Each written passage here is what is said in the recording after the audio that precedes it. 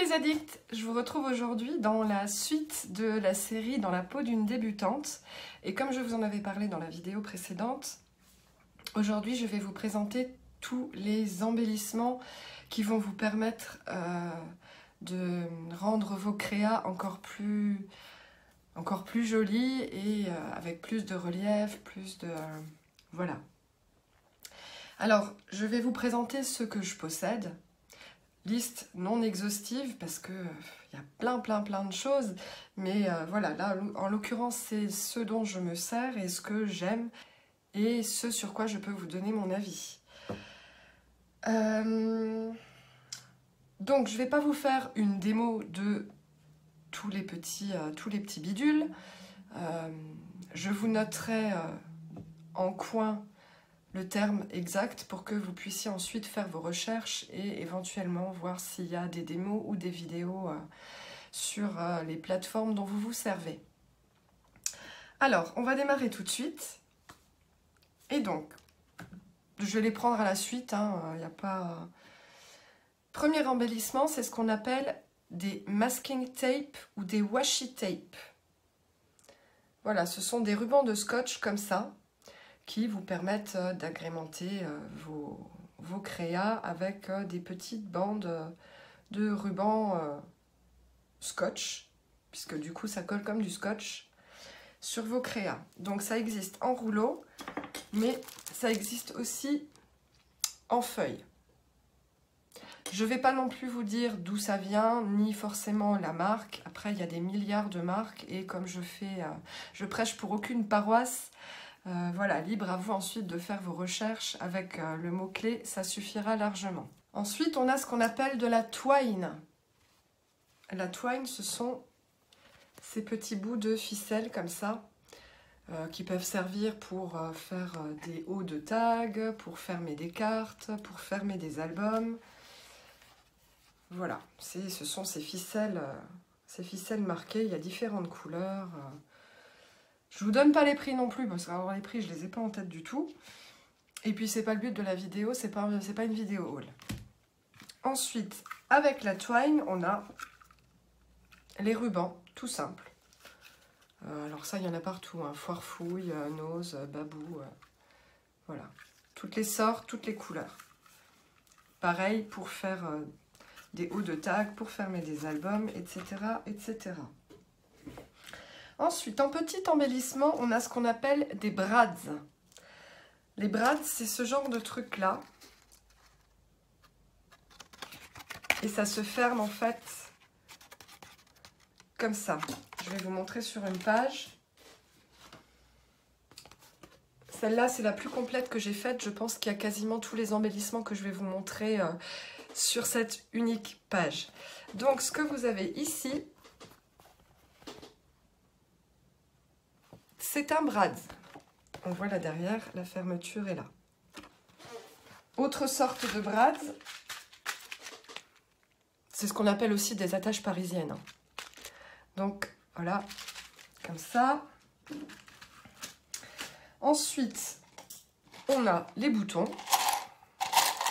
Alors ça, quand vous allez en brocante, vous pouvez en trouver tout plein, hein. Ensuite, on a ce qu'on appelle des flippettes. Alors, les flippettes, c'est des petits bidules comme ça, mis au point. Voilà, c'est des petits bidules comme ça. Et on voit ça des fois dans les albums. C'est maintenu par justement une attache parisienne et ça permet de fermer quelquefois deux rabats. Hop, après on remonte la flippette pour que ça tienne fermé. On a ce qu'on appelle des sequins. Et les séquins, ça va être tous ces petits bidules là. Hop. Là, moi, je les ai mis dans une pochette en plastique puisque ça sera une page d'album. Donc oui, moi ensuite, je me sers de ma fuse pour sceller du plastique et pour pouvoir mettre mes petits sequins dedans. Fuse, matériel, outil dont je vous ai parlé dans la vidéo précédente. Voilà le genre de choses qu'on peut faire avec. Et voilà, moi je trouve ça super interactif, ludique. J'adore faire ça, je trouve ça trop sympa. Et la transparence dans les albums perso, j'adore, je trouve ça trop beau. Donc sequin, alors pareil, là, toute une flopée, toute une gamme de couleurs, tout ce que vous voulez. Ensuite, on a les badges. Badges qui, pour ma part, sont faits avec la Badgit, mais vous pouvez trouver des badges tout faits, notamment sur le site Le Comptoir du Scrap, qui est une entreprise française, et comme certaines d'entre vous le savent maintenant, je prône les fabrications françaises plutôt que les fabrications chinoises. Donc oui, le Comptoir du Scrap, elle les fait elle-même, ils sont super beaux, et les tampons, pareil, si vous avez envie d'aller y faire un tour, allez-y, la créatrice est super sympa. Ensuite, on a ce qu'on appelle des perles de pluie. Les perles de pluie, ça va être des trucs comme ça. Donc, perles de pluie, pareil, il y a différentes couleurs et ça va être ce genre de truc-là sur une page. C'est des tout petits points. Là, pour le coup, c'est des transparents, mais j'en ai des roses et j'en ai... Ah! Et il y a tout qui s'envole.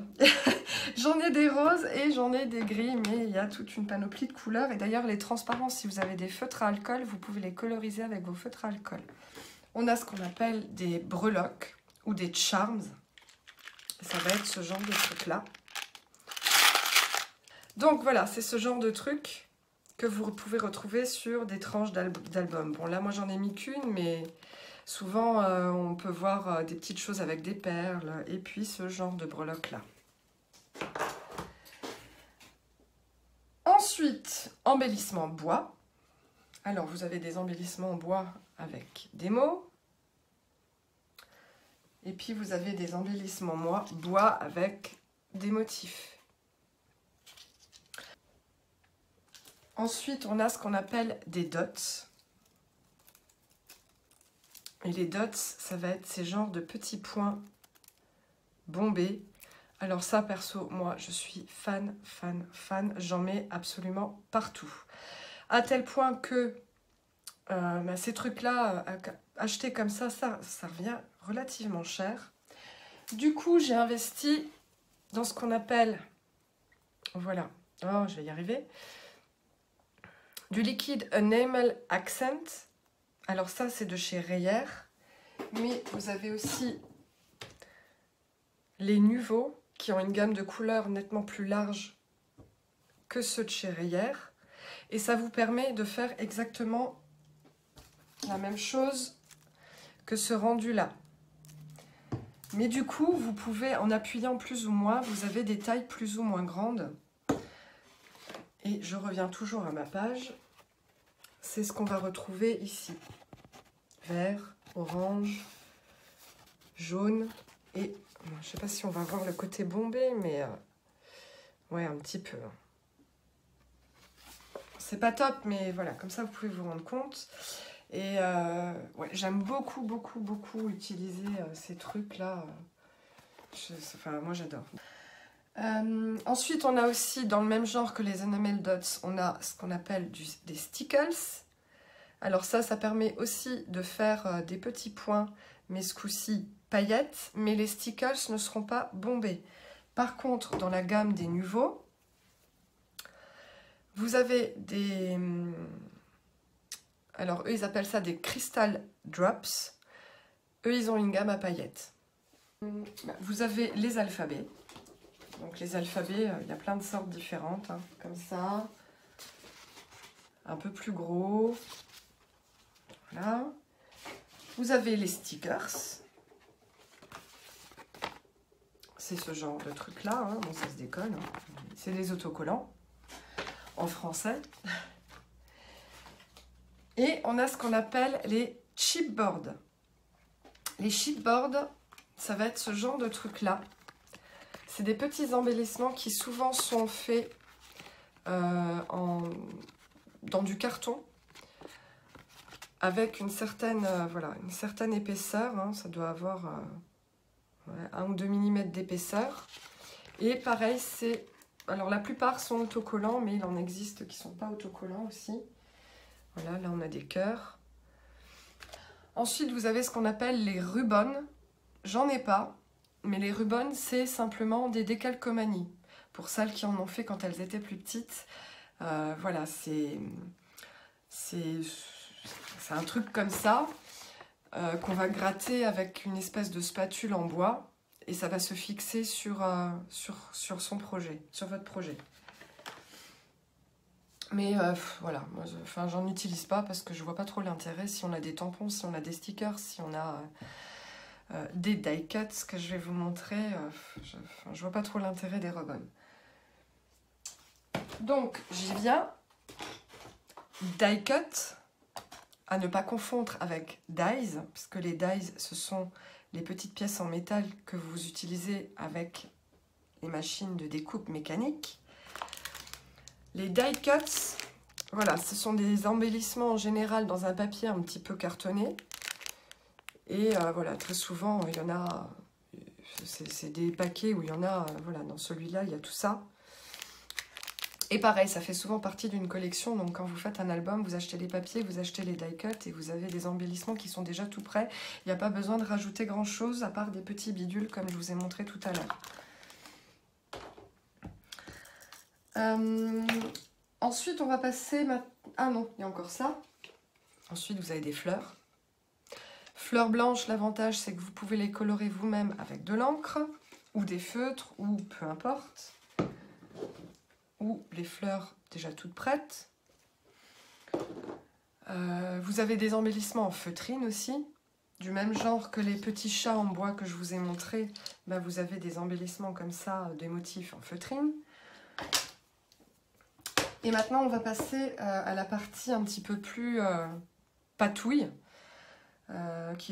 choses qui vont vous permettre de, voilà, de faire des fonds, d'utiliser vos pochoirs, vos masques, etc., etc. Donc, première chose, on a les encres en spray. Alors, les encres en spray, j'en ai... de différentes marques. Pour moi, mes préférés, ce sont ces deux-là. Ceux-là, c'est de... La marque, c'est Tattered Angels. Et ceux-là, qui sont des Basil Light qui viennent de chez Scrap Plaisir. Pour moi, ce sont les meilleurs. Pourquoi? Parce que ça fait très très longtemps que je les ai. Et contrairement aux autres que j'ai, ce sont les seuls qui ne se sont pas bouchés. Tous les autres, que ce soit les Glimmer Mist, que ce soit des Mr. Ways, que ce soit des ID Swap, enfin il y en a toute une flopée de marques et j'en ai quand même pas mal. Tous les autres, le petit embout du diffuseur, il s'est bouché. Pourtant, c'est pas faute de les avoir nettoyés, d'avoir sorti ça, d'avoir nettoyé ça, d'avoir nettoyé les buses. Il n'y a plus rien à faire.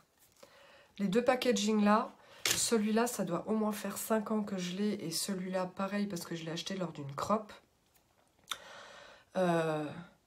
2012 ou 2013. Donc, ils n'ont pas bougé. Alors, ni la couleur, ni le liquide à l'intérieur. Parfait. Si vous utilisez un masque, on peut faire ce genre d'effet-là. J'ai donc utilisé ici un masque papillon. Et j'ai pchité donc autour avec du vert et de l'or. Et mes papillons sont ressortis. On va pouvoir retrouver ce qu'on appelle des glitter paste. C'est une pâte à structure qui va s'utiliser comme du gesso. C'est ce qui vous permet de donner du relief sur une page. Par exemple, ici, ce qu'on voit en blanc, c'est fait avec du gesso. Le gesso, c'est ça. Et ça a la consistance d'une pâte un peu épaisse. Et du coup, vous vous en servez avec des pochoirs ou des masques, pareil. Et c'est pas complètement lisse, c'est un peu en relief sur la créa. Ensuite, de la pâte à structure, qui s'utilise de la même manière que la glitter paste, sauf que la pâte à structure, ben, elle aura un côté plus mat. Bon, alors là, pour le coup, c'est un peu irisé, la mienne, mais vous avez des couleurs un petit peu plus mat. Tout ça, c'est pour faire de la patouille. Ensuite, on a les poudres à embosser. Les poudres à embosser qui vont être utilisées pour faire ce qu'on appelle de l'embossage à chaud. Je vous en ai parlé dans la vidéo précédente. Et voilà, des poudres à embosser, il y en a des paillettes, il y en a des mates, il y a des transparentes, il y a plein de marques différentes aussi. Mais voilà, ça se présente dans des petits pots comme ça. Et c'est ce qu'on appelle donc une poudre à embosser qui va s'utiliser avec une encre spéciale, qui est une encre un peu collante pour permettre aux paillettes de tenir. La plus connue étant la Versamark, mais il y a effectivement d'autres encres, d'autres marques encore. Donc ça va ensemble. Et ensuite, on utilise le Heat Gun, que je vous ai présenté dans la vidéo précédente aussi, pour que, au final, on obtienne quelque chose comme ça.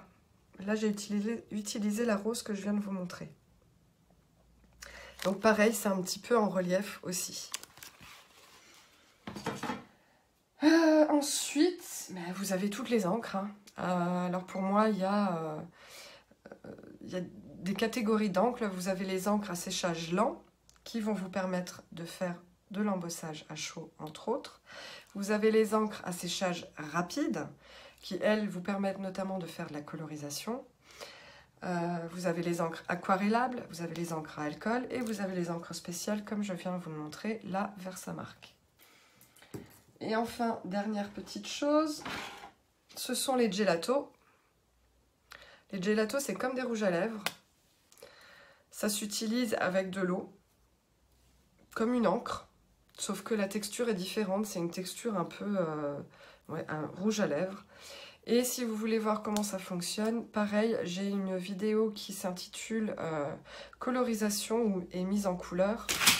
Oups, et je vous fais une démo de ce truc dans la vidéo en question. Voilà, j'espère avoir été le plus clair possible, la plus complète possible. Évidemment, il doit exister encore des tas d'autres choses que je n'ai pas testées, que je n'ai pas cherché à avoir. Donc libre à vous de rajouter des infos en commentaire, de me donner votre avis comme d'habitude, parce que ça me fait toujours plaisir vos petits commentaires, qu'ils soient positifs ou négatifs. Moi, ça ne permet que de m'améliorer. Voilà, j'espère que ça vous a plu, j'espère que ça n'a pas été trop long. En attendant, je vous souhaite une très belle journée à mon scrap et je vous dis à tout bientôt pour la prochaine vidéo qui sera la dernière avant les tutos, qui sera consacrée à ma manière de préparer un projet. Voilà, à tout bientôt, bye bye!